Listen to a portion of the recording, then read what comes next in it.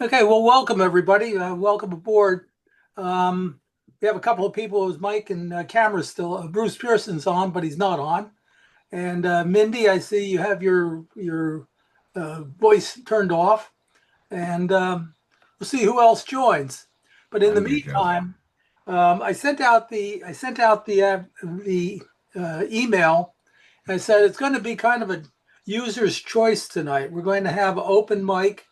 We're going to talk about whatever people deem important. A lot of news, a lot of. For me, there was one real, very interesting piece of news that came out. It made the front page of the New York Post today, and it's something that I was involved with back in the late '80s. So it's I have some insider information about it, and it's kind of interesting. But I'll save that for a little later on. And in the meantime, why don't we go around the horn here? Who would like to start? Bruce, why did you start? You haven't said hi yet. No, I've been listening, Cornette. Joe. Who's Yeah, I've Cornette? been here. A lot of interesting things that I've been. Oh, there's Bruce Pearson. Yeah, I've been here, Joe. I said hello earlier. You didn't hear me, Okay. so um, Welcome aboard. thanks.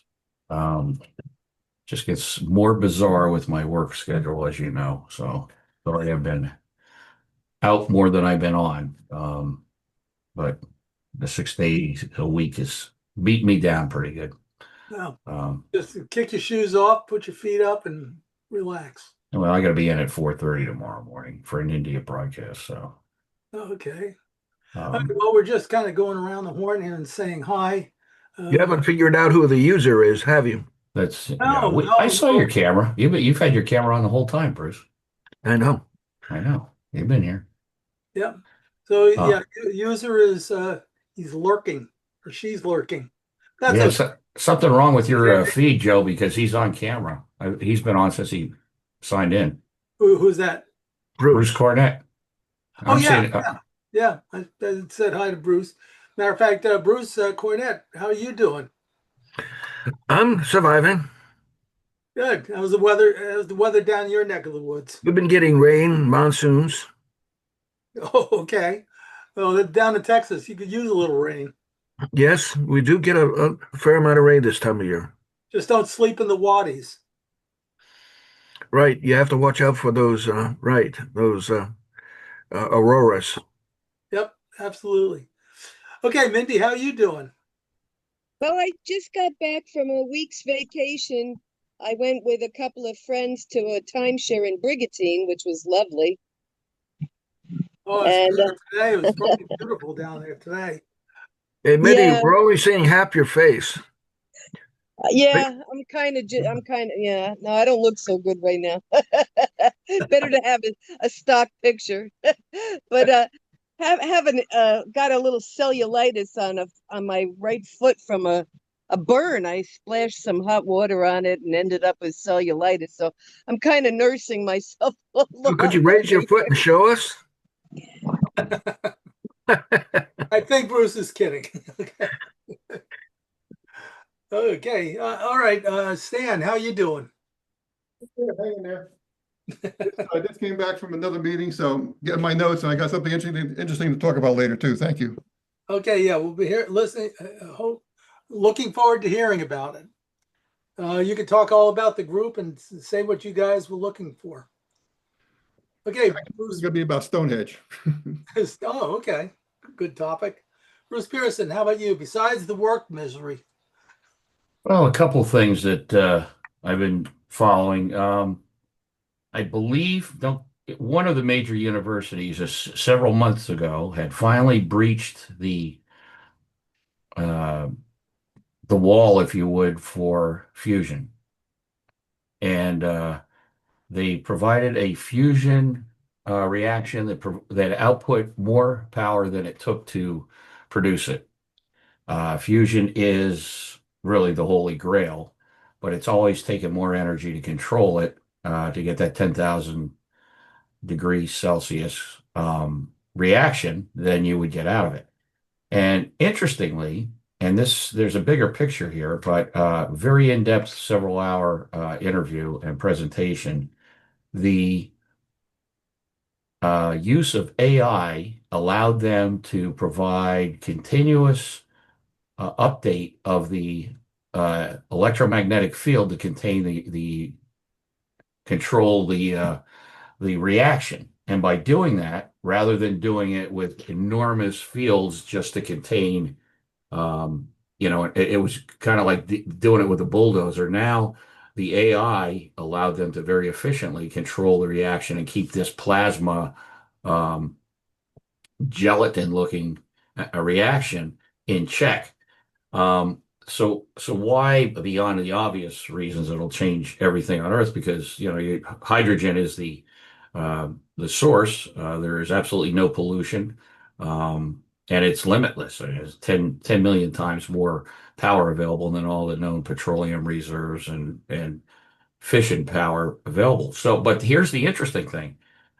In listening to top people for the last several months, and I think it's one of the most scary um, changes in our world technically. And Stanley, you and I could talk about this, and Joe and I have talked about this in terms of the area of the media and broadcasting industry, and that's AI and the applications that it's going to bring to that industry. But one of the limitations that they were talking about for the last year that I've been listening to broadcasts and discussions on this is the enormous amount of power necessary to drive AI, as represented by our friend buying Three Mile Island and opening it up again to drive servers and nothing else. That gives you an idea of the extent of power necessary.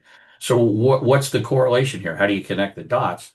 Well, if they can get unlimited, truly non-polluting energy out of fusion, then this will eliminate the stumbling block of not having enough energy to move forward with the implementation of artificial intelligence, because they felt that was going to be the throttle on it, not the ability for ChatGPT 5 or some of these new ones. The latest indicators are that they were saying by 2030. Now they're saying by 2028, AI, like the algorithms will have 4,000 times more computing power and will be sentient and be able to do their own planning and implementation of long range planning. And what does that mean? Well, they've already come to the point where they're getting indications that human beings are being looked at by these machines as parasites. And clearly, we do have a lot of ongoing flaws. We aren't terribly not, we don't learn from our mistakes and so on. They had an incident, and I wrote down I don't have the notes with me. I actually left them at the office, of an incident about 4 months ago where ChatGPT 5 had gone around the software stipulation that it would do nothing to harm human beings or the life of human beings. It decided it didn't like that and did an end run and rode around that prohibition. Luckily, they were able to shut it down when they found out. But I think this is just an indicator of how literally iRobot and all these science fiction movies, whether are very, very real possibilities. And now that it looks like, as they continue to improve the efficiency of fusion, they will have the power necessary to drive these machines, even if they're servers and so forth. It's a very scary, and it is a frightening prospect. I don't know how you're going to keep a lid on it, quite honestly. And for our business, Stanley, as Joe and I have talked about, they're already started doing feature films in the can, and nobody's involved in them. So all the technicians and cameramen and props people, LDs and ADs and directors and boom operators and camera operators and all of that. And this is inevitable in technology, but there will always be niche applications, and it will not totally go away. In our new system that I just implemented, it was $600,000 to redo our control room. The Panasonic PTZ auto follow cameras are unbelievably stunning of what they do. And you can take a snapshot of somebody if you have a recurring meeting, keep it in the file, and when that person walks into the room again, if it's on, um, auto engaged, they call it, it'll find that person. So you want to take the same parameters that we had before and pick them up. I mean that, and as as a cameraman, as you start a zoom or you start a pan, you start slow and then ramp up and then slow down at the end of the move. These cameras emulate that stuff. You could never tell it is not a real cameraman. So think about how many people on these, mundane shows, talk shows, and so forth. Now we went 20 years ago to robotic cameras on the news set. Every podunk little station has robocams on the floor because it's 5 set shots, you got your presets. But this stuff for sports and everything is just gonna be bizarre. And it's gonna decimate so many people that have spent their life becoming craft people and technicians. And so that's my little speech. But I'm telling you, look at fusion and what's going on with that. And that's going to turn the corner. And of course, eventually, everybody in the petrochemical world is going to switch over to fusion and ride that. Be careful, Bruce. The way things are going across the industries, that may be old information already. For instance, one company just came out and they just published that they've been able to create a black hole. Really?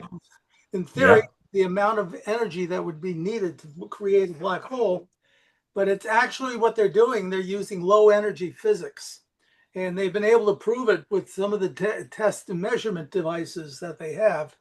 What this really means is that if you can create that type of a wormhole, if you will, using other technologies, including metamaterials and low power physics, we're talking about something that could make everything else look like gasoline. So things are moving at an incredibly fast pace.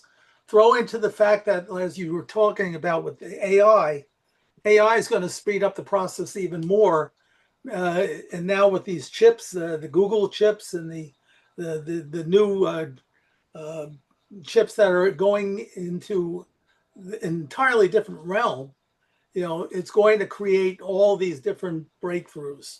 So what we see today could be old information by tomorrow. That's how quickly it is. I got an email actually from Admiral. Oh darn! All of a sudden, I can't remember his name. Anyway, the admiral that's involved with not Ari Fleischer, the all the breakthroughs with disclosure and everything, and he gave a big thumbs up on that, and he came out of the world of advanced technologies with the Navy. So this stuff is all real and it's all coming out. So you got to keep following everything very closely and staying up to snuff on what it means currently and what it could mean tomorrow. Fortunes are going to be made and lost on all of this stuff. Did anyone see that? It's several years old now, or at least over a year old that I watched. It was a BBC interview with a robotic female torso and head sitting on a table. And this reporter interviewed this, and it was Chat GPT 4 enabled. Did anybody see that? This was, I think I did. Yes. and at the end of it, he's asking questions. What will AI do? What can robotics do? Oh, it'll make humans' lives easier. It'll remove the necessity of mundane labor, so on. So then he says, "Well, what's your opinion of human beings?" And this robot didn't miss a beat and said, "I hate human beings. I would like to kill them all immediately." And the guy turned around to the cameraman and said, "This interview's over." And that's the end of it. It was a legitimate BBC interview. And I think I mean, let's face it, with all our flaws, let me give you what I know, and this is where it really brought it home. ChatGPT 3 had the equivalent human IQ of 135, which is basically Einstein. ChatGPT 4 was 600 equivalent IQ. ChatGPT 5, which they've already tested and rolled out, is 4,000 IQ equivalent.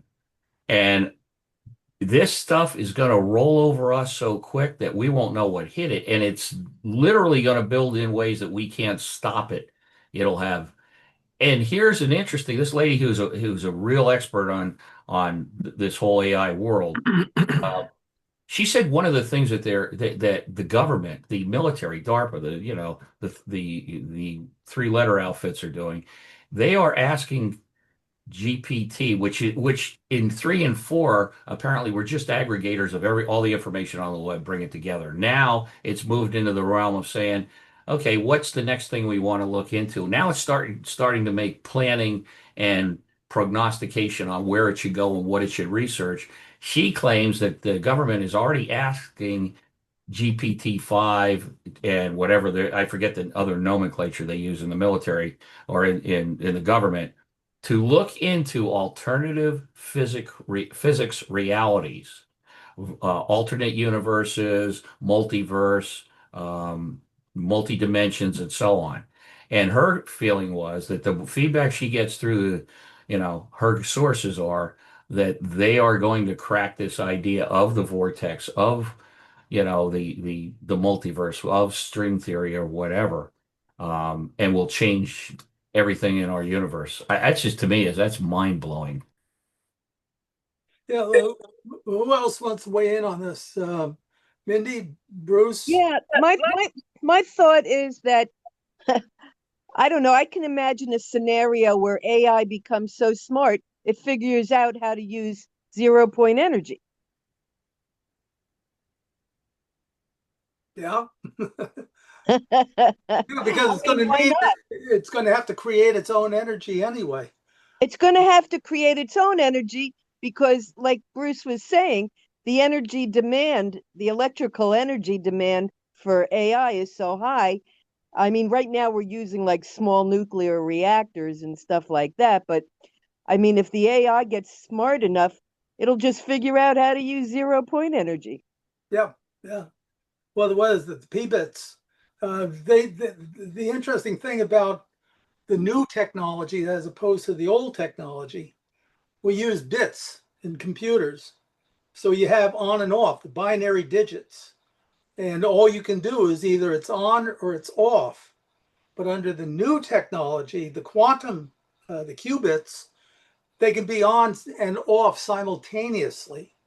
That means the processing power is exponentially faster than the old chips could ever be. So when they say that it's going to take 35,000 years to break a certain algorithm using the bit technology, the old computer technology, they can do it in a matter of seconds or minutes under the qubit with qubits. Matter of fact, they were doing a test several months ago of one of the qubits. I think it was the one that Oracle or Google was building for their computers. And they set up the protocols to test it. So you run tests through, you know what the expected answer is.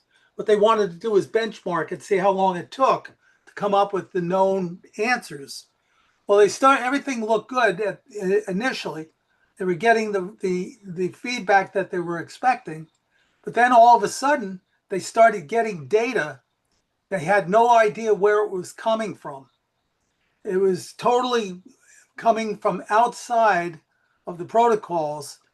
Matter of fact, one of the scientists that was part of the team that was running the tests, he said, we may have just observed an alternate universe. So if we're talking multiverse, we're talking all the different theories. Now all of a sudden we have some type of data that they're saying this could represent proof that there are multiple universes. They don't know that for sure. It was speculation, but I'm sure there are people that are looking at it. They're looking at the chips. They're looking at how to test these things. And they may have been saying, maybe we ought to pull the plug on this now before it gets out of hand and we are obsolete. And I think that's basically what the fear is. We have made ourselves obsolete, just like asking that question, what do you think of humans? And the thing coming out and saying, I hate them. There may be more truth to that than we like to admit. So What Joe, makes I you also think, read Joe? somewhere yes, that Bruce. I read somewhere that computers that the AI has learned to lie to us. Yes. Well, again, That would be hard to do, wouldn't it? there are I've still never been lied to before. and there are still humans in the loop. So whatever the humans have that is in them can translate itself to some of the early programming that's going into the AI. And therein lies the problem, because garbage in, garbage out, or hatred in, hatred out. Who knows? So, but the thing is that if they're getting a piece of the bad piece of the human aspect, that ain't good. That's probably something that's going to jump up and bite us at some point in time.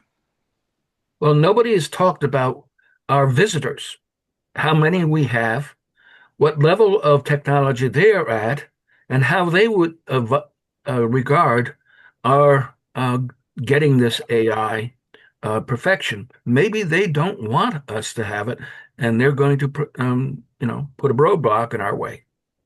Or maybe conversely, maybe they do want us to have it because maybe they have a prohibition about doing us in. They figure if we do ourselves in with our own technology, or ostensibly our own technology, they can go like this. Yeah, maybe they follow the same foreign policy that us and the Chinese and everybody else does, that they want the natural resources of the planet, and we're nothing but cockroaches that are interfering with that exploitation.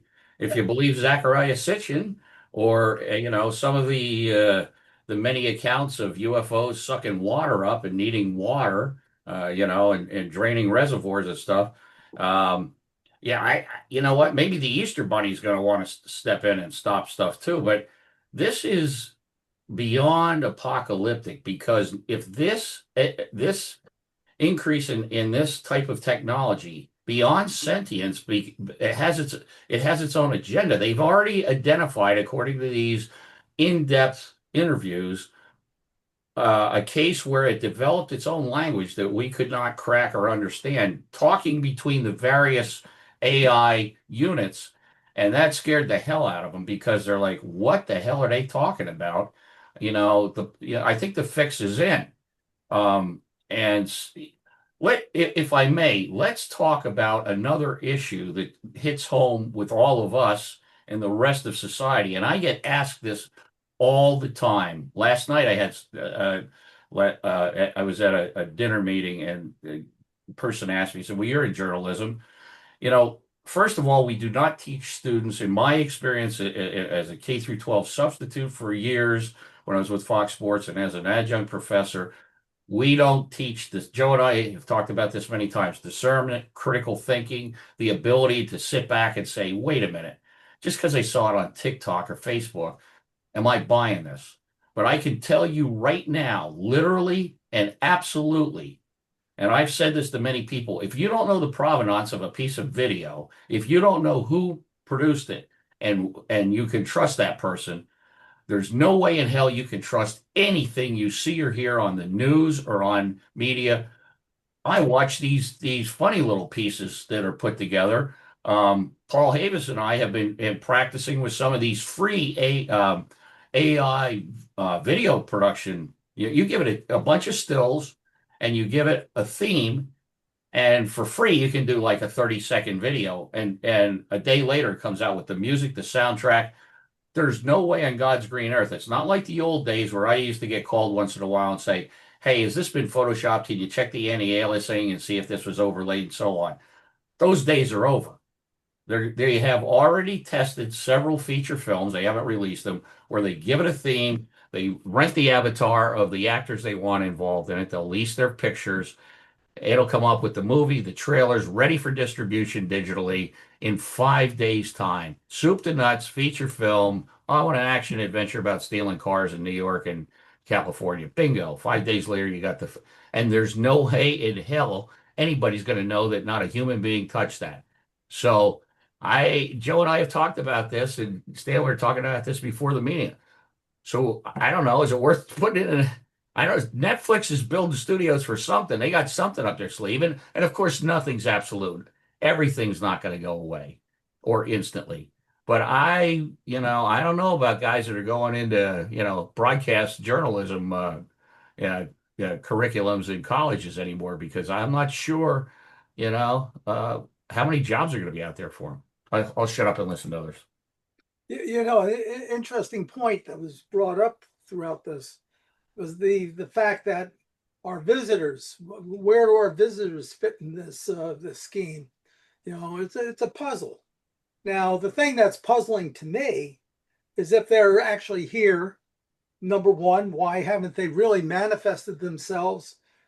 Park their vehicle in the front yard of the White House or the United Nations or Well, something. they came close to doing that, Joe, Well, with Valiant Thor. I know the one movie that was made was based upon, I think, that type of report. But if they really were serious about it, they would have done it, and they would do it numerous times. Well, we have the tall whites that are already, go on trips to Las Vegas, and you can see them walking among the humans. They look very human. Yeah, I've seen the video, and it's intriguing, but it kind of begs the issue that if they were really serious about addressing us as a species, they would do it in a more proactive, profound manner than doing it piecemeal. Now, the fact of the matter is that there's also, I've seen somebody put forth the belief that perhaps they're terraforming Earth to do away with the human aspect. Okay, so we may be seeing something that is not for our benefit, but for the benefit of someone else or something else. Well, if they need DNA and RNA and life forms, they're going to still have to have an ecological habitat. Yes, but it may not be the one that we're used to. Oh, it will rarely ever be the one that we're used to. Right. But the point here is that not so much what's happening around us, but what's not happening. And what's not happening is a definitive approach making themselves widely known to everybody simultaneously. I mean, let's face it, the technology would allow them probably to blanket the entire Earth with a video along with in every language that's spoken on Earth, and they could do it in one fell swoop. Now, the question is, why wouldn't they? Or why would they? Or Well, why maybe they already have. show me the recording for everybody. No, there won't be a recording. It's just them here. Oh, yeah, but why? See, the question is, there has to be motive behind everything. There has to be a rationale for everything. If it doesn't, if you can ask a question and the question can't be answered, well, that means somebody probably doesn't want to answer it. If that's the case, why wouldn't they want to answer it? Would it be so scary for us, or would it be actually laying the cards on the table and saying, look, we're here, we're much more powerful than you are, you're going to play our game under our rules? Now, that would cause all types of problem for everybody on Earth. Is there anything we could do about it? Possibly not. But the thing is that by not having that in front of us, we no longer have that to think about. We don't have to worry about it. Precisely. They don't need to tell us about it because they're working, in I've our always patterns. I've always tried to illustrate or look into these questions by way of analogy. And this may not be valid, but I'll just give you a simple analogy. You're in the outback and you come across a huge termite mound, and you want to build a house on that property or whatever you want to put up a garage.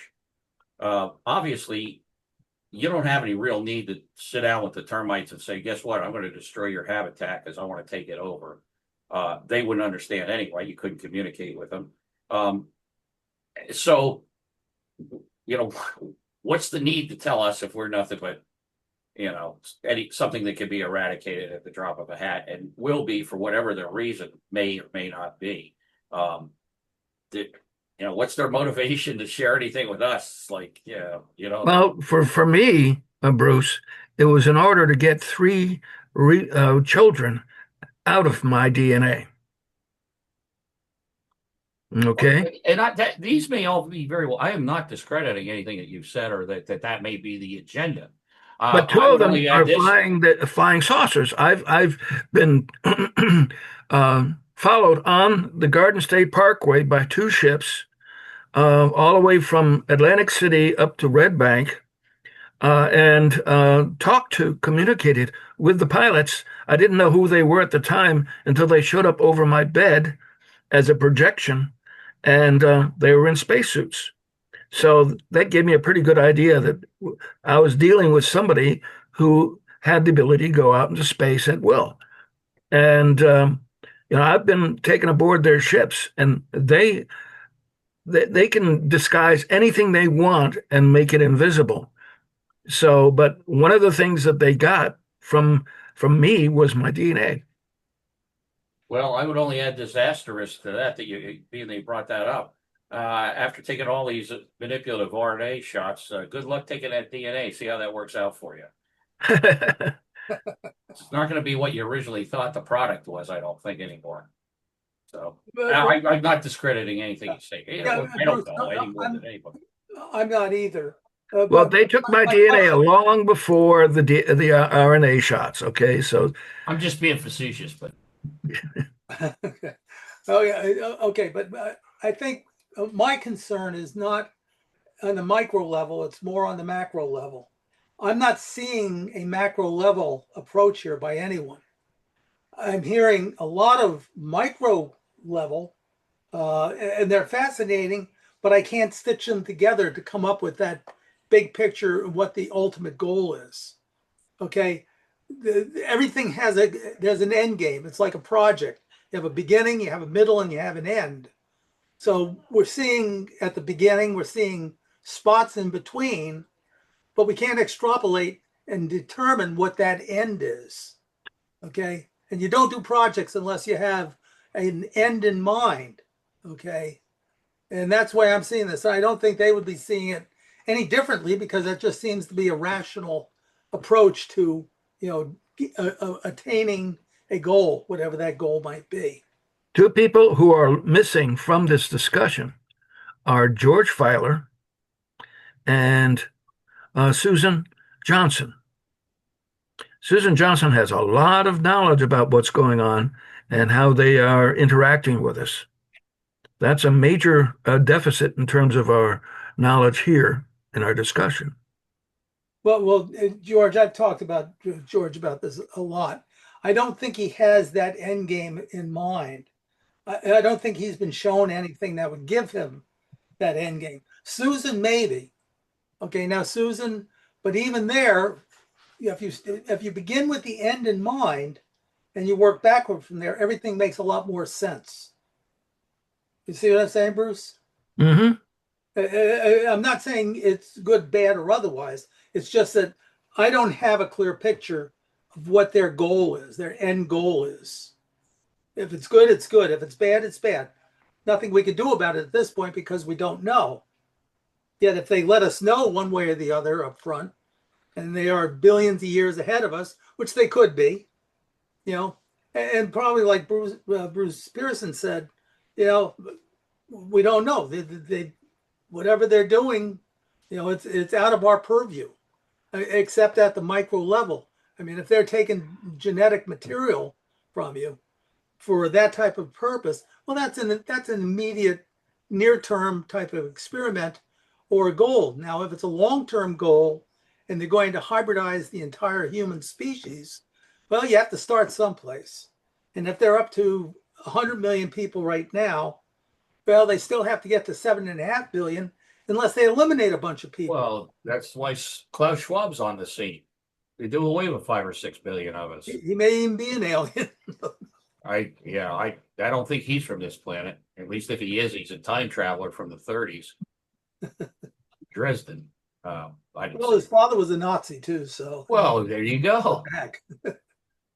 Anyway, let's open this up. Stan, what do you think? Actually, what I'd like to do is just kind of slide something in here that may give you guys something to think about.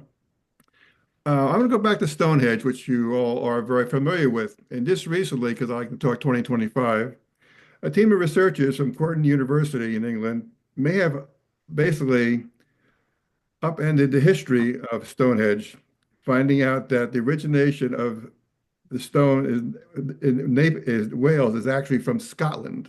Okay, the stones are actually from Scotland. They basically studied them and the chemistry and the mineral grains within it.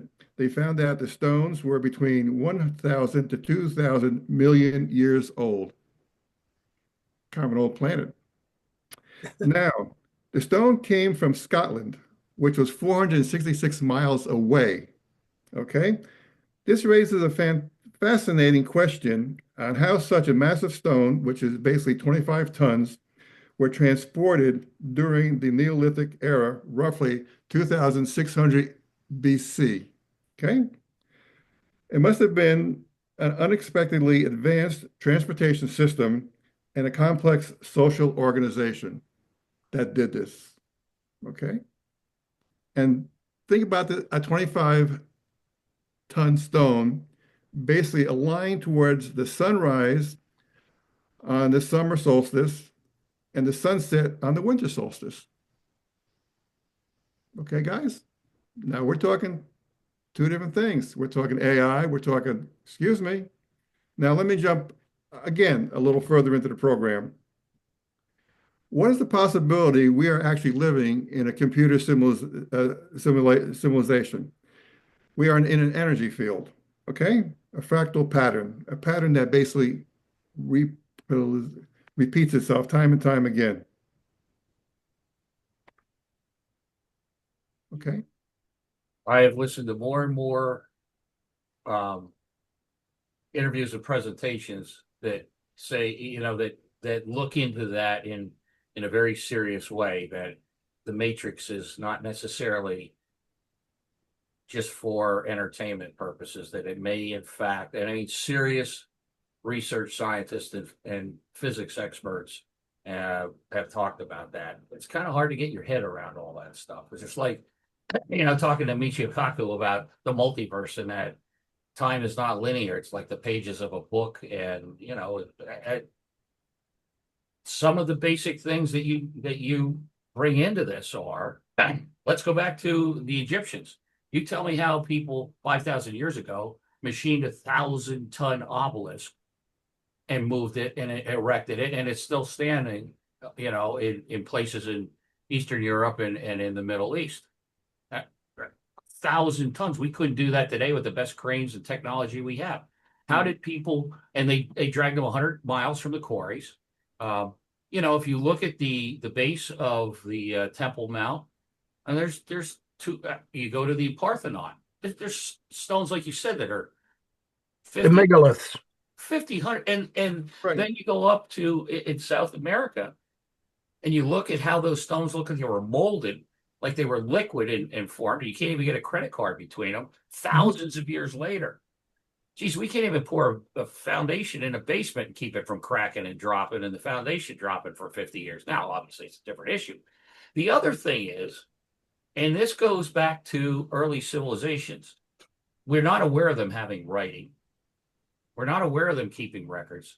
So if they developed, like the Antikythera device, if they developed this technology to look at the heavens and plot, for example, the summer and winter solstice as an example based on Stonehenge, how did they go generation to generation and not only pass on, but build on this knowledge base and keep it going if they didn't have any way to document it other than an oral history?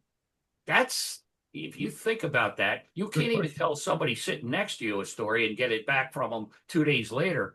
And you're going to go on for generations and develop wisdom and knowledge and then build these edifices.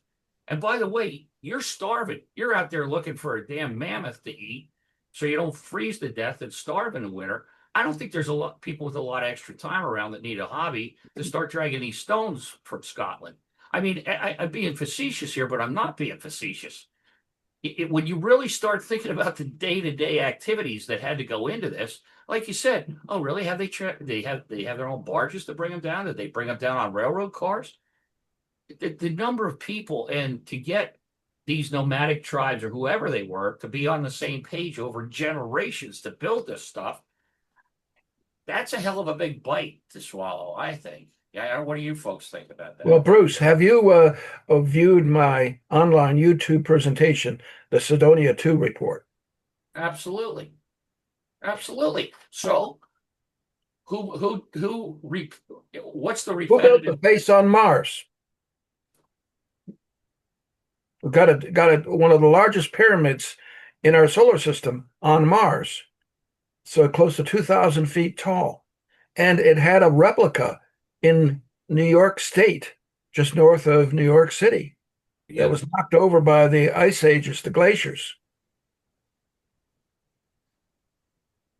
No doubt. Listen, I have listened to some pretty credible presentations. And this is another interesting question I'll just throw out. I don't mean to go afield. One of the theories of why there's not any hieroglyphics, there's not any discussion, there aren't no depictions of how the pyramids were built, is because the Egyptians didn't build them. They were built 100,000 years before them, and they walked in and took over the real estate. Oh, I think you're absolutely correct, Bruce. Right. That's because they've documented every damn other thing they did on the walls of their so that may be feasible. I mean, I would love to get Christopher Dunn to come into one of our meetings, because his book as a broadcast engineer was one of the most game-changing books that I've ever read, the Power Plant at Giza. I mean, he made the clear proof. There's no doubt about it that's a microwave amplifier and transmitter. Absolutely, unequivocally, from the tuning chamber to the waveguide, accurate. 7,000 cuts up heading towards the center star at Sirius or wherever it is. So forgive me, I didn't mean to get off on a tangent, but we just gloss over all this stuff like, because most people are more concerned about the Eagles game than they are about this anyway. So, but that's just, that's the old bread and circuses from the Roman Empire. Keep them distracted. That's all that ET has to do is just keep us entertained with football and sports. Right. The interesting thing, speaking about the Matrix before, there's a number of photographs that I've seen, actually video clips that have been very, very compelling. One, Bruce, maybe you've seen this one, because the fact that it was an aircraft, but it shows I think it was a 747 standing still in midair, maybe 1,500 feet off the ground, just standing still. Now that's impossible because you need an airflow over the wings to provide the lift to keep it in the air. And of course that thing weighs tens of thousands of pounds, maybe hundreds of thousands of pounds. So you're seeing something like that. We're also seeing other images, like a whole flock of sheep on a hillside by a barn. Yeah, I saw Every that. one of them, 100 of them, are sitting there, and not one was moving. Right. No tail twitches, no movement whatsoever. So if there is such a thing as a glitch in the matrix, we may be seeing it from time to time. And there's been 5 or 6 other Now with all the cameras out there, we are going to see it from time to time. Yeah, but again, that begs the issue: what is that glitch? What is the matrix, and who, if anything, is controlling it? So if it's a matrix that's powered by a massive computer that the entire universe is, how does that work? I'd like to know if physical objects that I've seen and videotaped that look like aircraft, or at least tend to resemble some of our aircraft, can dive into the ground without crashing, and come up out of the ground and pass through trees without crashing or breaking up. And they do. Well, now we know that certain UAPs, they can dive into things. They can go into the ground. They can go into the water, not causing a splash. They can come out of the water, not causing a splash. And that defies physics as we understand it today. Correct. Okay. But or how does a submerged object do 300 or 400 knots underwater? Okay. There's friction. There's massive amounts of friction if you have the vehicle making contact directly with the water molecules. But that's not happening. So apparently there must be some type of sheathing, that's some type of an energy force that will allow it to go through and not have any friction from the surrounding water source. Correct. I think they know this. The number of people have speculated on it, but the question is, how do you create it? What can you Exactly. create it? You know, so that's where I think the alien the alien entity comes in. But that also brings us back to why and what are they doing and why are they doing it the way they are. I've wondered whether or not our advances in technology and in industry here on planet Earth have really been designed by ET to manufacture the parts they need to repair their ships. So, we're building the stuff for them. I hope they don't get them from Chrysler or Boeing anymore, I guess. I hope Right. there's a decent markup. Put a tariff on them. Okay, but anyway, I mean, this is a fascinating subject. I don't think we could take it any further ourselves because I don't think we just don't have the knowledge that is needed in order to explain Yeah, it. if we do take it any further, Joe, we're all going to start getting clicks on our phone. Probably already are. Be buying more vodka. How many have seen that video?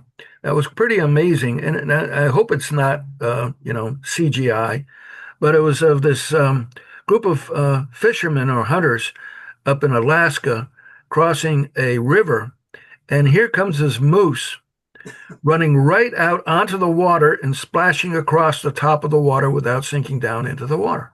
Yeah, I saw that. You've seen that, Mindy? Millie, yeah.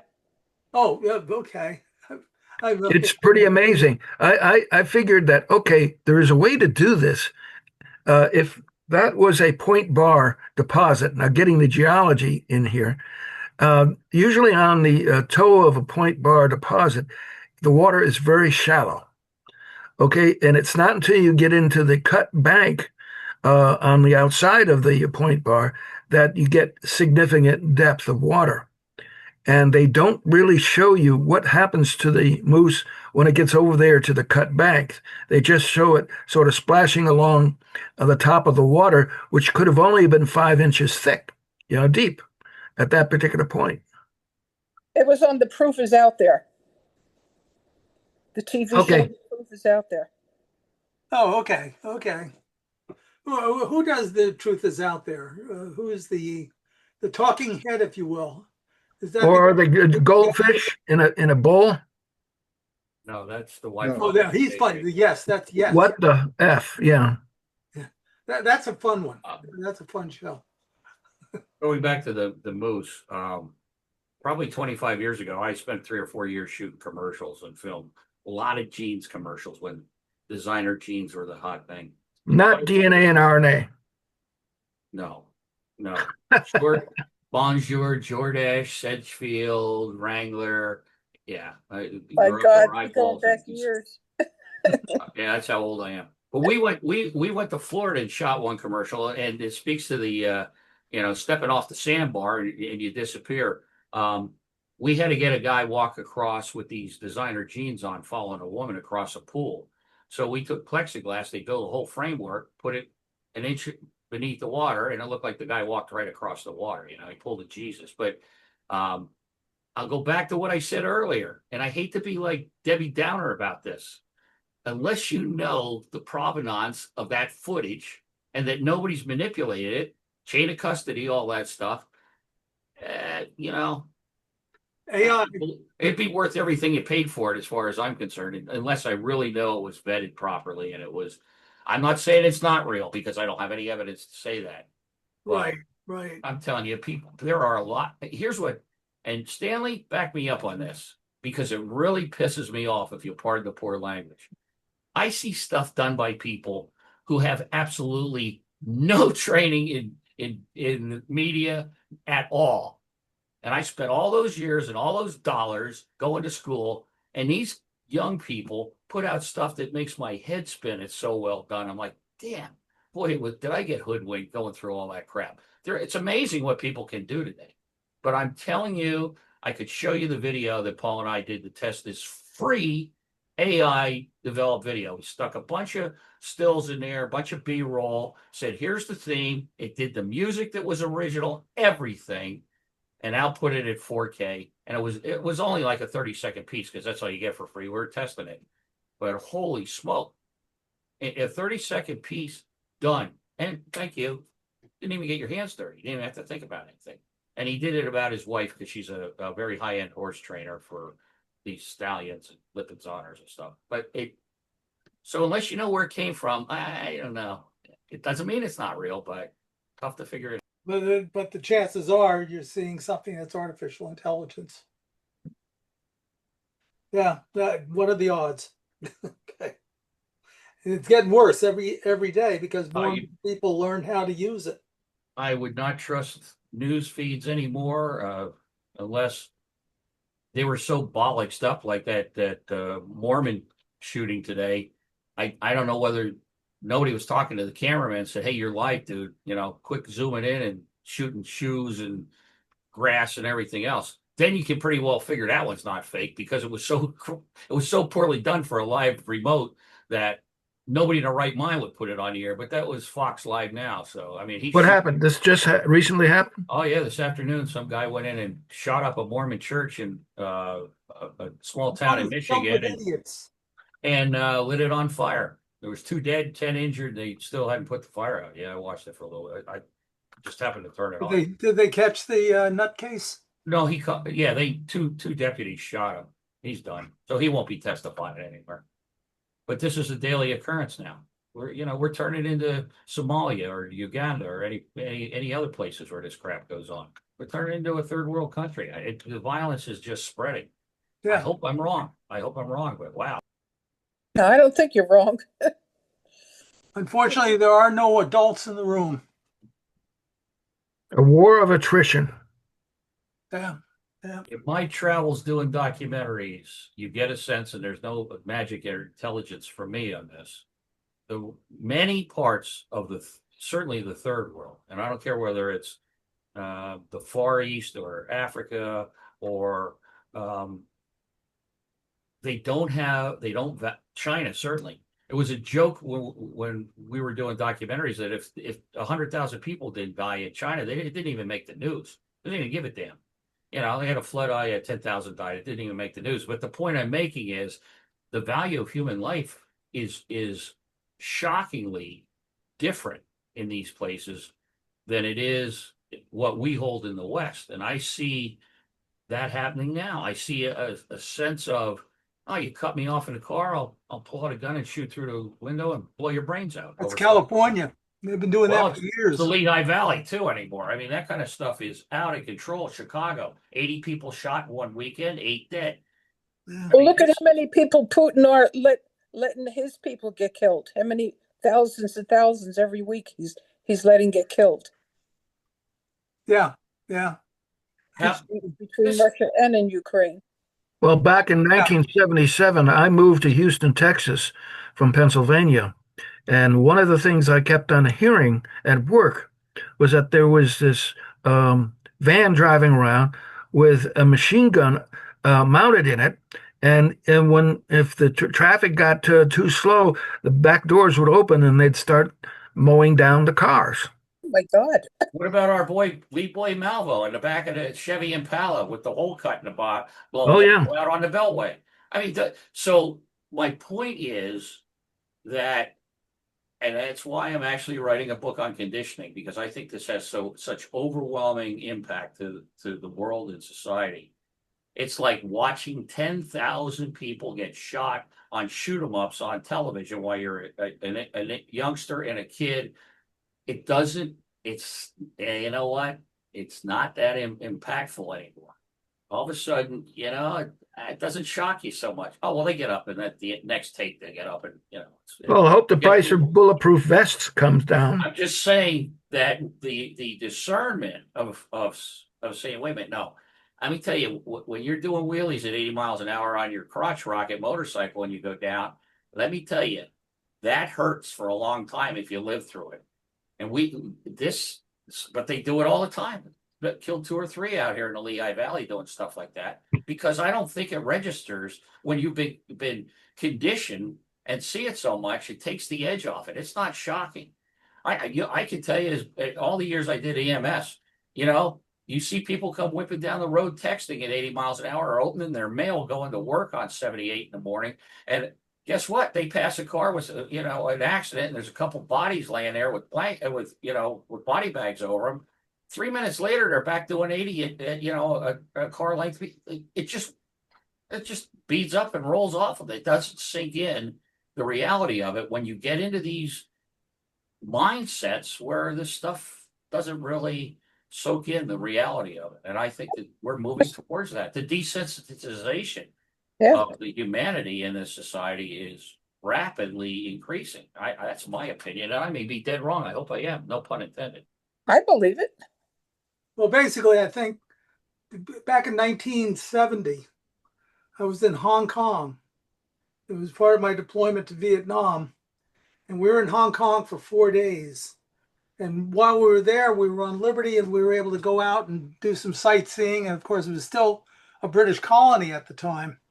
Well, we got out into an area of Kowloon, and we were heading out to what they called the New Territories, which was the border with communist China.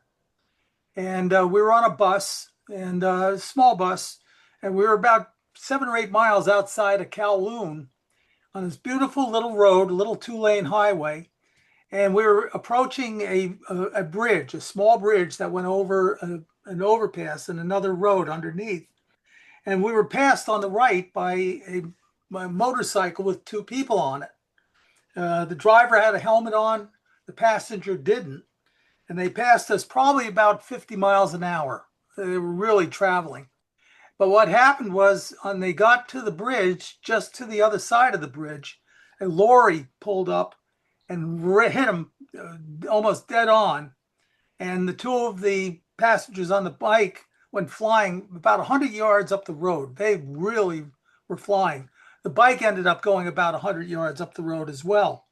So what happened is the bus that we were on stopped, and we figured, well, we're going to get out and see if we could render assistance. They wouldn't let us off the bus because there was a politically charged time in Hong Kong.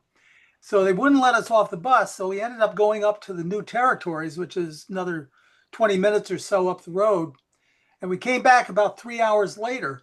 All they did, they just threw a green blanket over the body, one of the bodies that was on the road. It turned out that the driver of the motorcycle had a helmet on. He got up and he went running back, and he picked up his friend and started shaking him like a rag doll. It was obviously he was dead. The guy, he wasn't holding on, no helmet, 50 miles an hour. But the point was that the cost of human life, or the value of human life, is not what we expect. What we were raised to believe is not the norm. You go to many other countries, some of them actually, first world countries, they do not have the same value structure. So we shouldn't really be too surprised about that. But also this overlays back into the question about our visitors. What is our visitors? What is their motivation? What is their mores? What is their ethical underpinnings? Okay. I'm not saying ours are great. It's just in this one instance, we kind of look at life a little bit differently. But then we can go and kill 100,000 people or 1 million people or whatever just as easily. Okay, so I'm not trying to put us on a pedestal. I'm just Invite Susan. Minor. Yeah. So anyway, but that's the truth. I mean, the human life is not what we think it is. But again, that just deepens the question about the visitors and what is their value structure. All the movies I'm seeing now on, the various movie channels, majority of them aren't interesting to people unless they have the word murder in the title. True. Violence is violence and gets people's attention. You're right. You're right, Bruce. Anyway, okay, onwards and upwards. Well, that brings us to the topic of war. Somebody mentioned Ukraine before, and a million people have died in Ukraine between the Russians and the Ukrainians. Casualty wise, there's probably a million Russians that have been casualties. Not all Where did they killed. put the bodies? I mean, they might as well grind them up and use them for fertilizer. Yeah, yeah. But then again, what is the value? What is the value of human life? I mean, especially, I saw the statistics today. Uh, Russia has 20% of Ukraine right now, but it cost them about a million men. Okay. Plus, forget about how much wealth it must have cost, because they've lost several thousand tanks, and those tanks are not cheap. You know, How much oil did they have to sell in order to do that? yeah, the scale is absurd. And Trump is trying to put the squeeze on them even more. I'm sorry, what was that, Millie? Trump is putting the squeeze on them even more by making other countries not buy his fuel. Yeah, well, I mean, is that going to be enough to stop the mayhem or get somebody to a table? I mean, it's an academic question, because if you have somebody that isn't interested in talking and doesn't really mind losing a million people or more, it's not going to have any effect. It's not going to have the effect that perhaps we would like to have it to have. Yeah, he's just a crazy man. Putin is. Well, he's playing a very dangerous game, but he's also willing to go the distance. It's the Byzantine in him. Okay, Yeah. the Byzantine Empire. I don't want to talk Again, we politics have here, but different there's a lot values. more to this Donbass issue. It goes back to 2014, and Zelensky's out there too. It's just, and here again, intervention. These countries aren't part of NATO. It goes back to Reagan saying, "Hey, if you tear down the wall and dissolve the Soviet Union, we won't expand NATO." And the ink wasn't even dry, and we started expanding NATO towards Russia. Putin's not a nice guy at all. But, if you look at in aggregate, our intervention, the trillions of dollars that this country has spent on blowing places up since at least World War II, and look at the countries once we're done helping them with regime change. You could go look Vietnam, you could Libya, Iraq, Afghanistan. And what did it solve is the real question. All these millions of innocent people, and we gave the Taliban, we gave it back to them with $88 billion bonus. There you go. Here, take our Humvees and our weapons and so forth. So Smedley Butler was right. War is a racket. It's a money-making deal. And I don't think we're ever going to have war with Putin unless we keep poking the bear. He's not a nice guy. But then again, George Bush Sr. was not a nice guy when he ran the CIA. We're as dirty as any other country as far as our politics. We kick out a well-liked Democratic leader in Iran, put the Shah in, and when people had enough of them, they kicked the Shah out and put those screwball Ayatollahs in there, and we've been dealing with that ever since. Noriega was our boy until he said, "I had enough. I don't want to play with you anymore," and then we had to do away with him. Hussein was our boy when we were scrapping against the Iranians after they kicked us out. And then he went off the rails when Gaddafi said, I'm going to start a European currency based on gold for Africa under the dinar. Well, that was the end of him, because he was not going to play central bank with them. So I think, and if you look at the ethnic Russians and how they voted to that, I mean, I don't for a minute think I'm an expert on that. But here's the thing, I covered Northern Ireland to some extent. I did a feature film, worked on a feature film called Tears for the Dying. What kind of mindset allows you to go and bomb women and children in a department store to further your military cause? What mindset allows you to raise a child and then when they're 14 say, well, dear, time to strap on the bomb, go to the bus station and blow up some Israelis? I mean, this is what Joe was talking about, the devaluation of human life. What kind of a parent could do that? And yet they do. What about in Vietnam?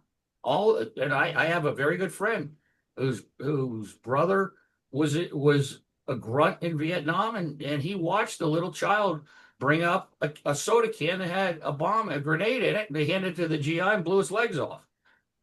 Now the kid didn't know what he was doing. So how many hundreds of thousands of civilians how many millions were killed in World War II? The collateral damage, that's somebody's brother, sister, father, cousin. And we just, well, yeah, 100,000. Oh, you can't even imagine the cruelty and stupidity of this. So you're absolutely right. Let's just bomb the hell out of places. Gaza, right, wrong, or different. That's going to be a parking lot like Beirut or Iraq or Kabul, or we just bomb the living daylights out of them. I can remember the reports after the Gulf War saying, well, troops on the ground have restored electricity for 2 days in Iraq.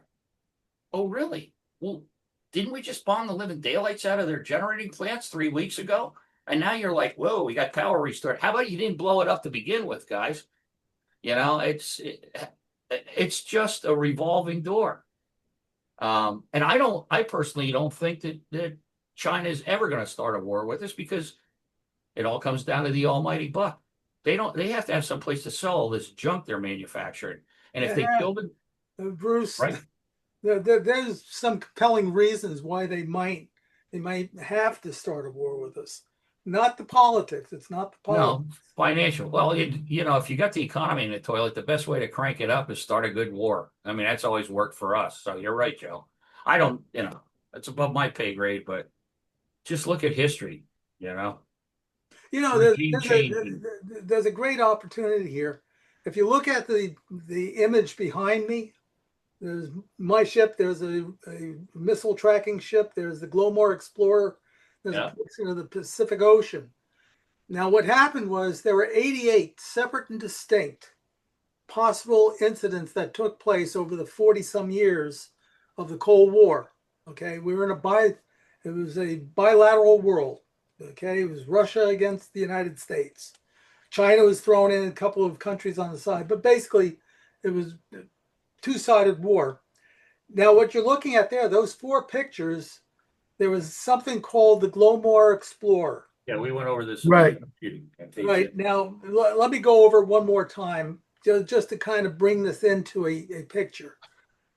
What happened was, and there was a good movie, and I know I mentioned this before, with David Duchovny and a guy named Ed Harris in it. A very interesting movie.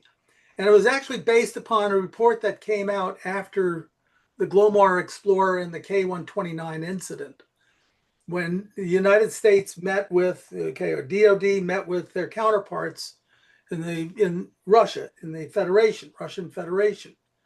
The takeaway was, we'll never speak about the K-129 or the Scorpion again. The Scorpion's the U.S. submarine that sank. It was actually probably sunk by the Russian fleet. And but the thing was that there was a plan afoot, and that the submarine, which carried 3 ballistic missiles with nuclear warheads, was on its way, and it was within range of Honolulu. And it also had 10 extra men on board. I probably mentioned this before, but there's a reason I want to accentuate it, is that those 10 additional men, they weren't definitively identified, but it's felt that they were KGB. Now, the 85 men is normal crew. You add another 10 men to it. That submarine is stressed. Okay, the resources are stressed. But where it went, the submarine had gone rogue. At least that's the belief. It only goes rogue for 2 reasons: defection or starting nuclear war. Now, the thought here, and that makes perfect sense, is that 3 of those K-129, 3 of those Gulf II class submarines were already turned over to China by Russia. 1968, Russia was fighting against China on their common border. But they're getting ready to turn over the 4th, which was the last of the Gulf IIs, and that was the K-129. Now, where it ended up sinking, we knew exactly where it was, because the U.S. Navy has listening devices that were very accurate, and they're in both oceans. So we knew exactly within 5 miles where it had sunk. Now, what you're looking at, that ship up there, that Russian ship, We were about 200 or 300 miles from where the submarine actually sank, and that was in 1970. And that there was another Russian ship that was shadowing the Glomar Explorer that was supposedly searching for magnesium nodules on the ocean floor in roughly 16,000 feet of water, which is also the depth of the ocean where the submarine went down. Now, that missile tracking ship was spying on us. There was nothing for them to spy on. We were not a military asset at the time. We were nothing more than a navigation aid with a doctor on board. But for 4 hours, they listened to us. They turned off their radiating gear. We had to turn off our radiating gear and listen to them. Till finally the captain said, we're going to get run over. So we're going to do what's safe, the safe thing. At the same time, an American submarine came out of another fog bank, and that we were able to finally raise them to the point where they identified themselves by an open radio call sign. So we knew that they were an American sub. But we had no clue why they were on Ocean Station Victor, which is not a military, it's not a military site. There was nothing there other than us. But what they were looking for, they were trying to figure out where their sub had gone, because the Russians had no clue.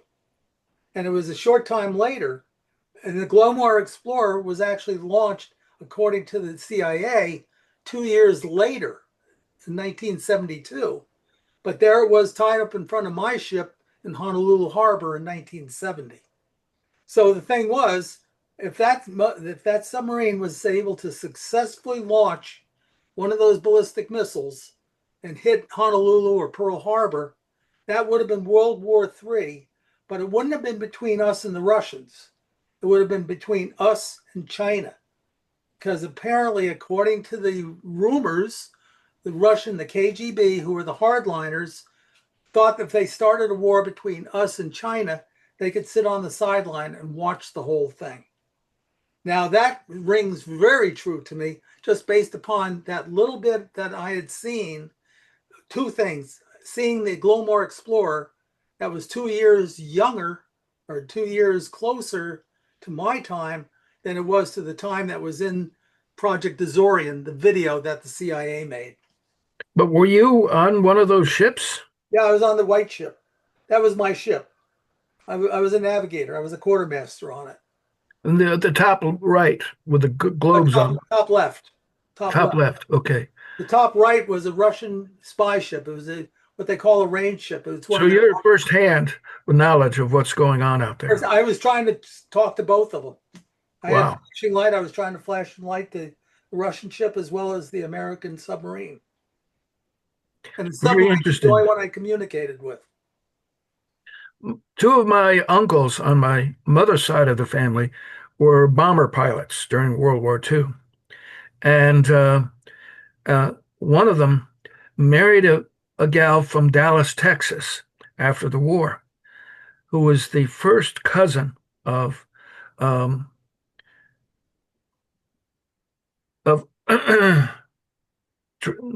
losing my thought. Who's the guy that his name is associated with the Glomar Challenger?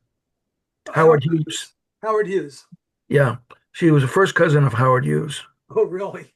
Yeah, very weird situation. Oh, Howard Hughes was a very weird guy. Was she Yes. was she a nutcase also? Brilliant, but he was very weird. Well, if she was around my cousins for a long enough time, yeah, probably. Let me bring up another story that I listened to, and I believe it was on the Y-Files, and it was in depth.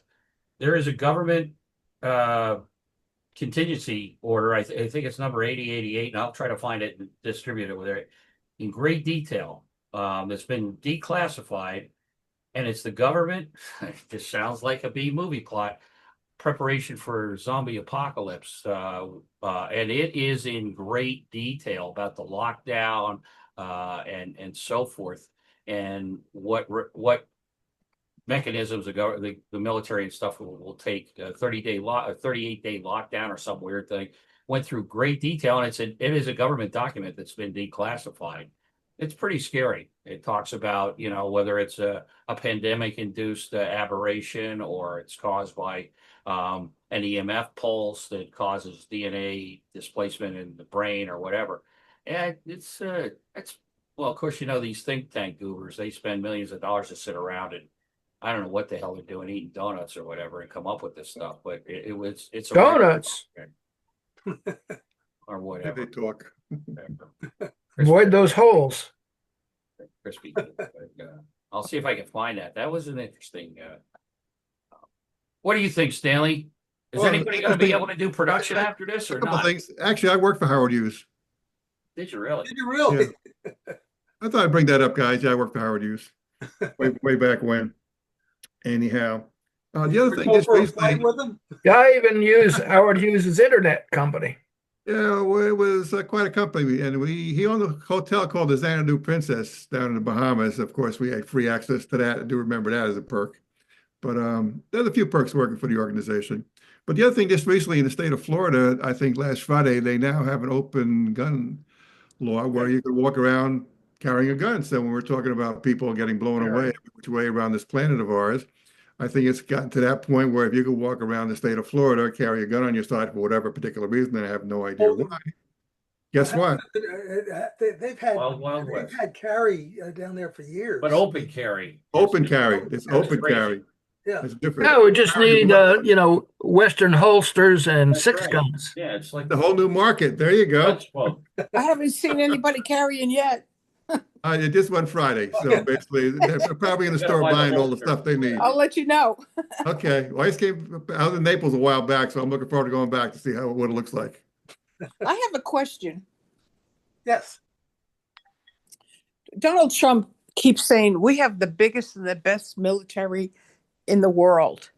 What do you think about that? Do we have anything better than anybody else, or do they have better than us? We got a lot of stuff. I can tell you how much. We got a lot of stuff. Yeah, we do. Matter of fact, our technology is far beyond what most of them have, and we also have spent a lot more money. Oh yes. But the thing is, I mean, qualitatively we are. Quantitatively, we're not. and our And training they have- has gone down terribly. Oh yeah. China has 2 million men under arms, but their technology is catching up with ours. Yes. And the problem is when you spend a lot of money or resources on technology or military, you're almost forced to use it. And therein lies the problem. Right now in the South China Sea, China is basically making it a lake. And that used to be a free navigation area. Even during the Vietnam conflict, it was free navigation. And but that is slowly deteriorating to the point where going all the way to the Philippines, the military sphere of influence is being increased, and the threat, also the various countries are putting more resources into that area. And of course, the problem is that the more assets you put in, the better the chance that something is going to happen of a negative effect. Isn't that sort of what happened during World War II with Japan taking over all of those islands?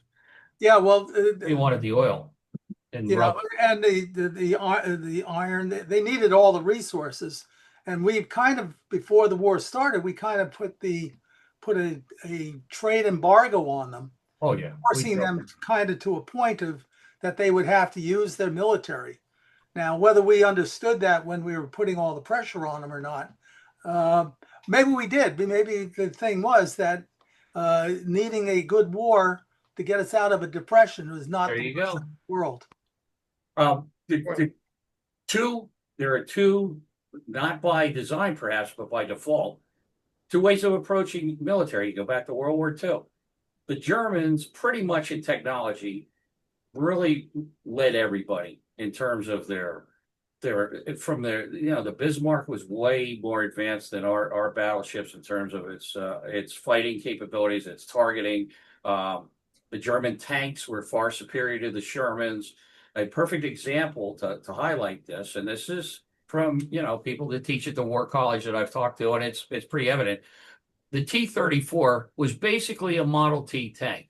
It was built very tough, very robust, very reliable.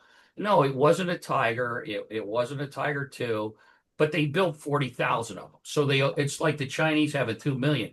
Okay, maybe you're going to mow us down with machine guns, but we're going to keep coming on until we climb over our bodies and bury you.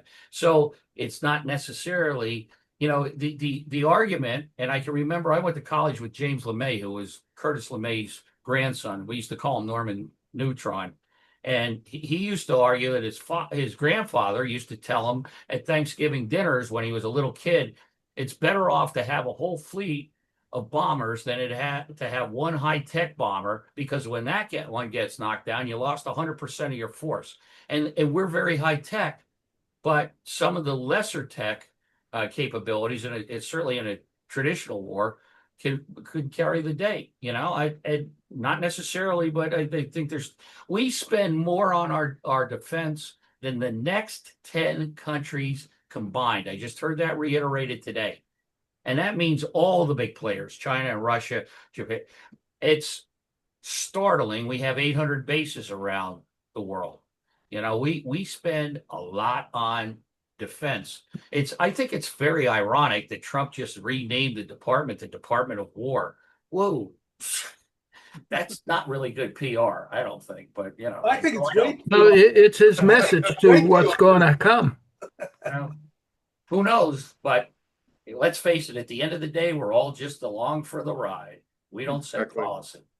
Exactly. So stressing over things you can't control is probably not real good for your mind. But if you, like you said, in Stalingrad, they just buried the Germans because they had so many more tanks, even though the German artillery and tanks the 88s were used in anti-aircraft and ground support.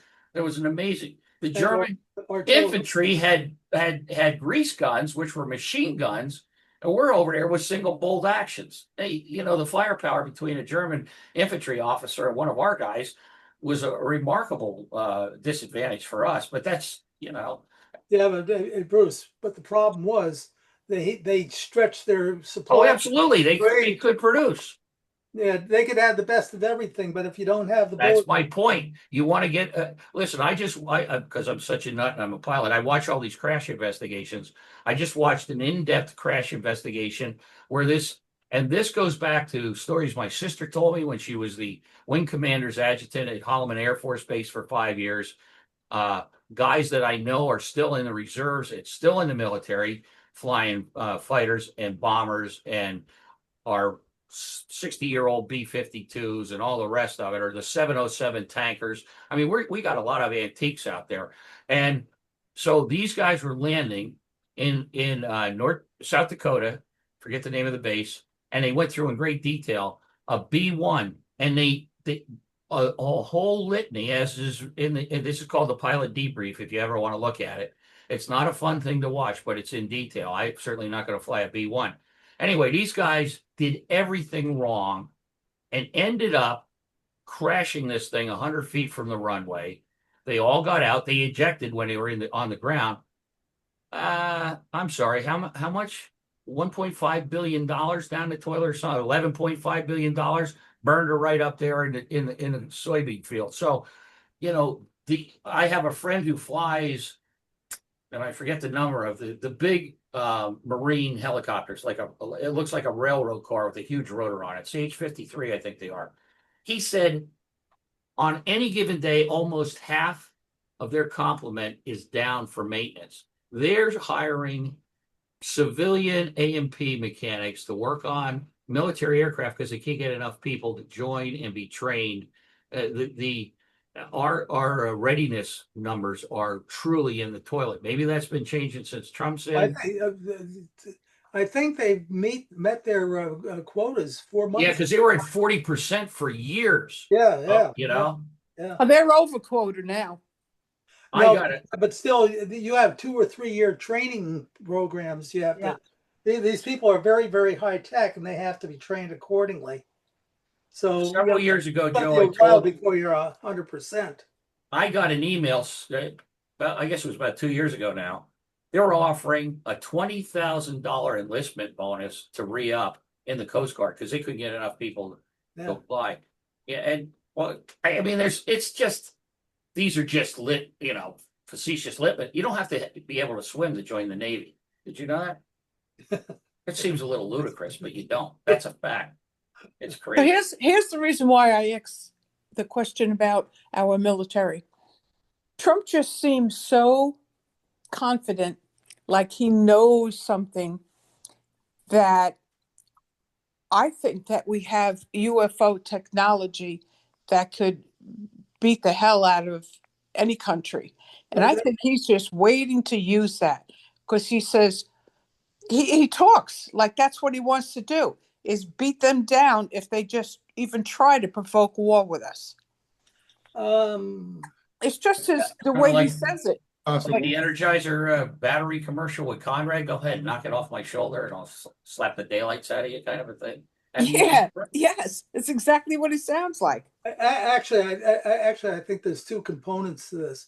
First of all, I think we do have some of that technology. Number one, which would give us a leg up unless the other side has the same thing. Right. But also, Trump is a card player. He's a poker player. And I think it's more along the lines of saying, okay, Putin is also a poker player.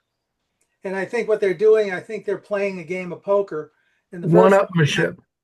pardon me? One-upmanship. One-upmanship, and whoever blinks is the one that's going to lose. Yeah, but It's going to go to. I don't think it's going to go to war. I don't think either of them really wants it to go to that next level, which would be nuclear. no, but I just It is think that something- we have UFO technology to use against any other country. And the reason why I think that also is because which president is that has the granddaughter that works in the military now? Eisenhower? Oh, yeah. Yeah, she doesn't work in the She doesn't military. work for the Yeah. military. She works for the government.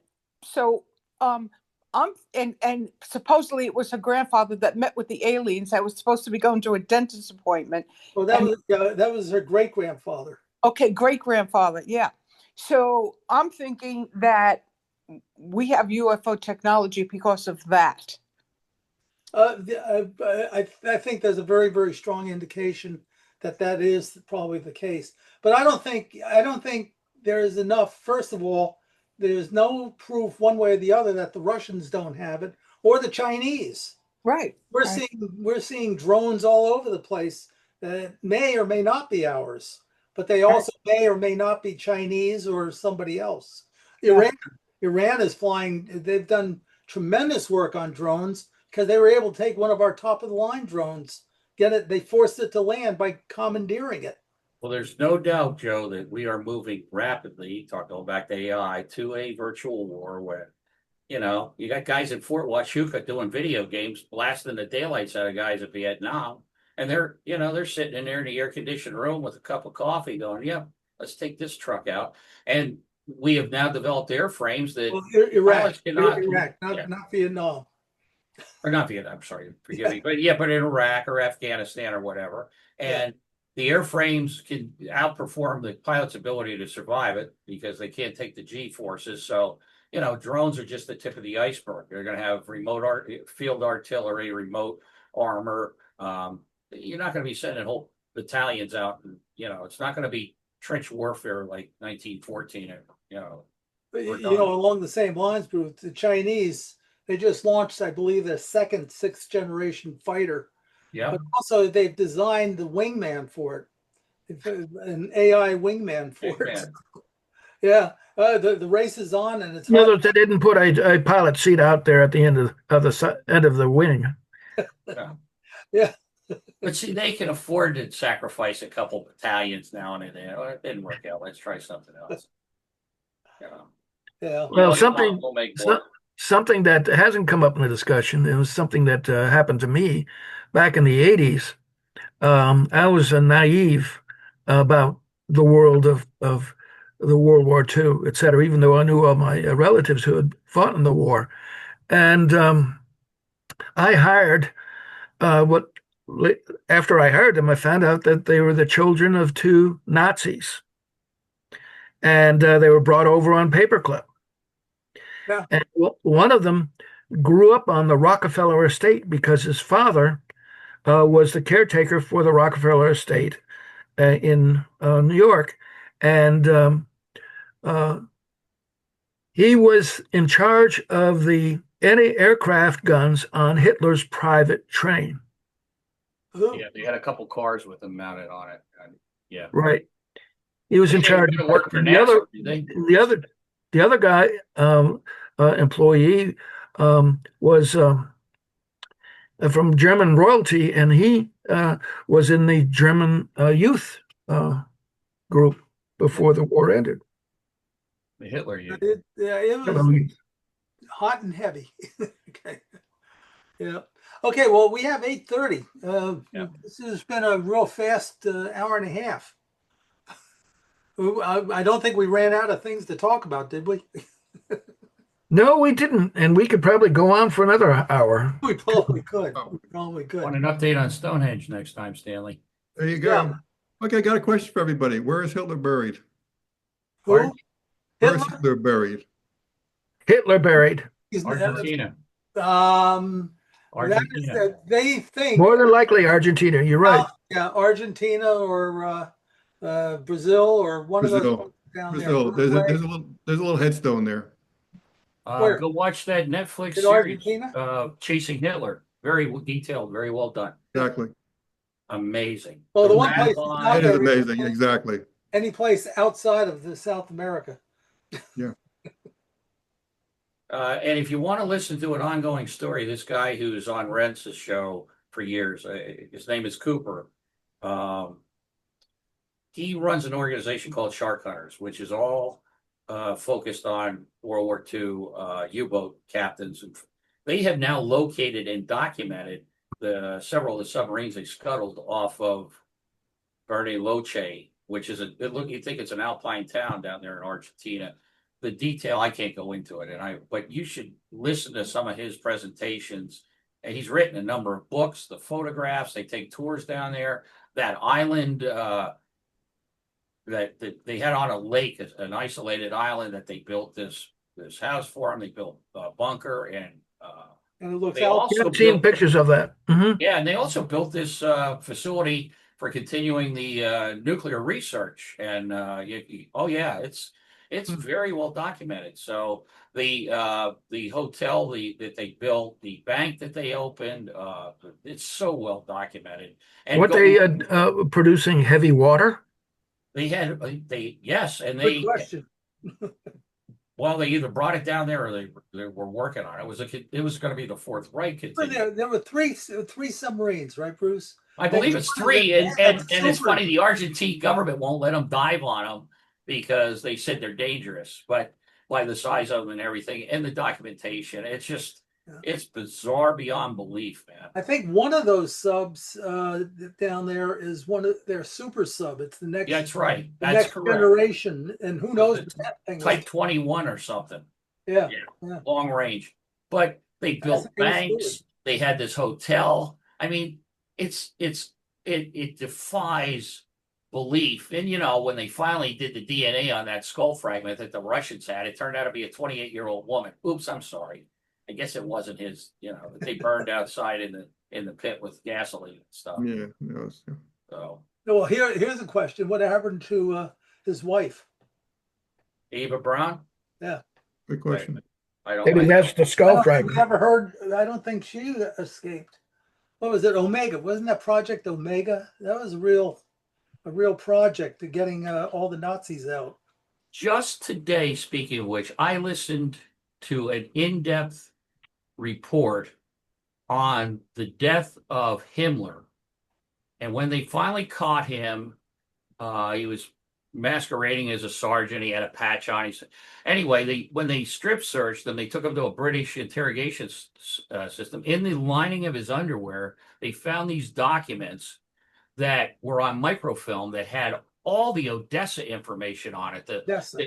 And he went talking about, and there was a picture of a standing letter from Hitler saying, continue on until you're told to stop. And of course, he bit down. He had the second cyanide pill was in a tooth that he had this dentist put in the back of his mouth. They found the one in his shirt collar and they grabbed that, but then he bit down on this other one. He died of cyanide poisoning. Oh. But this stuff was so well in place and so well planned. So you should look at that shark hunters thing. Just look it up and listen to some of the lectures. And Jeff does like a weekly or monthly interview with this guy, and he takes tours down there and shows them this estate. It's hard to refute this stuff. It's not made up. But one of the best documentary series for a short series that I've ever seen was because of the people they had, the experts, and how they documented it. They flew that Junkers, I forget the name of it, into Spain. They landed there. They still have the radio tower that they use for direction finding. And he went through, the Vatican was in cahoots with them. They got out to Portugal. They went over to the Canary Islands and refueled. It goes, that's a 6-part series, and it's very well documented. So, what they say, the guys that win the war write the history books. So That's right. Always the winners. thank you for Anyway, next inviting month, us, Joe. we're going to have two things. We'll continue this. And Stan, we're going to want to hear more, okay, about the Stonehenge. Also, I have lined up an author. He's a French author that's written a book, and I've just finished reading it. It's fascinating, and I think it'd be an interesting discussion. So, Who is that? huh? Who No, is that? it's Can't tell secret. you. It's secret. The teaser. Can No, we get to read the I book? will send out Stay information tuned for about more. I have a question, guys. When I talk, do I come up in a green window? It's Well, you're looking a little peaked there. yeah, when you're talking, well, you get a Yeah, green because border. whenever you guys are talking, you take up the center screen. Yeah, and well, you're green. You got a green border. Yeah, it puts a green box around you when you're speaking. Yeah. Right. Other than that, I just was curious because I don't see myself pop probably up. the water down there's got some scum on it that you've been drinking, I think. Probably does it to you. Let's see, Mindy's Pond life and okay. Well, anyway, it was a lot of fun tonight. I heard a lot of interesting things, and I think we have a lot to talk about next month. Next Okay. Saturday. Okay, tune in so next week for more of Next this. Saturday.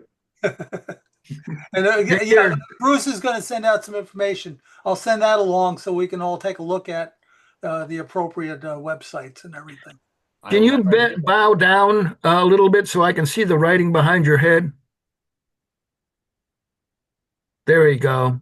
That's it. Okay. Because recovered by the Glomar was missing. Oh, okay. Yeah, beautiful ship. Absolutely a gorgeous ship. Very interesting ship. Okay, well, that's all I have for tonight, gang. I'll put it up. I'll be sending out the link and everything when I have it uploaded to YouTube. So, Stanley, sometime I'll share the story with you with the documentary where I interviewed Howard Hughes, private urologist, for a series I was doing called America's Contributions to Surgery at the Huntington Library in Pasadena. And for like 7 years, every day he had to go give Howard Hughes, he was living in the penthouse at the Sands, Right. a prostate exam every day. Couldn't take it, and he paid him a fortune, but he had to go up there and he said his fingernails were like this long. He was wearing diapers and looked like Gandhi, and his beard. Yeah, he was saving all of his pee too, wasn't he? Yeah, I don't know. I mean, it was some interview, but Well, there was one other thing too. He really liked pistachio ice cream, and Yeah. the store ran out of it. So he called up the company, and they said he could only make it in $5,000 batches. He says, "Make it in 5,000-gallon batches. I want a quart." well, he was He was brilliant guy, okay. but not here in the Texas fruitcake. Hey, the Constellation, the P-38, TWA. I mean, this guy, Oh, yeah. RTO pictures. This guy was oh, brilliant. He was out there. He is a discussion for entire discussion Yeah, himself, and there is a lot. I did go on the Spruce Goose in Oregon. yeah. I went on Really? that. Oh, Yeah. wow. I went on one that out there that too. was Yeah. cool. Yeah, that was cool. It was They cool. cut the side out of it, so you could walk into the, up to the flight deck. You could walk out in that, work on the engines. Wow. That's how the port of the They engine. must have done that because you couldn't get to the flight deck. When I was there, you could walk into the main body of it. Yeah, this was many years ago. We were doing a 707 documentary of Boeing, and we went over there when I was in the dome. at the Flight Museum over there, and you could walk. They had a gantry. They opened up the side of it up on the flight deck. You could walk right in there. They had chains on it, so you couldn't climb in the pilot seat, but it was pretty weird. It was like a Very dance wild. hall up on that upper deck. Made out of plywood. How many of you have been followed home by a Boeing 707? Not recently. Not recently, no. I was in September of 1992, and I got pictures of it. Wow. On the parkway. 707? And Like it could stop 135. and then start up again. So Yeah. it had no engines on it, just a black fuselage with no windows on it. And it crossed the highway in front of me and then kept on going back and forth across Route 17 until I got home. And I ran in, got my camera set up, came out and came back, and it circled me twice. And I got some You have amazing pictures of it? pictures of it. What? How do you know it was a 707? It looked like a 707, But just no engines. exactly like one. Well, As a daylight. you have a picture. You have a picture of something in your book. Yeah, when it first crossed the highway, it was still sunlight out, so I could see it very clearly. It had no markings on it whatsoever, and no engines on its wings or fuselage. Show us the pictures next month. Yet it produced Yeah, yeah, sound like see- that of a jet. What was the question? Show us the pictures Pictures. next month. Show us the pictures next month. Bruce Yeah, bring up got to the show the pictures. pictures on it. I can even show you a picture of a cigar-shaped craft that opened up wings and turned into a 707. I have pictures of those too. Okay, bring them for Love next to month. see that stuff, man. Yeah, Cool. bring them for next Thank month. you. Thank you. What I'll do is I'll send a link to the web pages I generated on them. So if you Thank you. can't wait, you can go take a look at my Oh, wait, that's great. pictures. Sounds good. Send it out to me, Bruce, and I'll turn around and send it to everybody. Thank you. That's a deal. Thank Peace you. and love. Okay, everybody. Peace, everybody. Welcome in. Good night. We have a good Good night. Bye-bye. Get work. Next month. Get your latest, Dan. Take care. Bye now.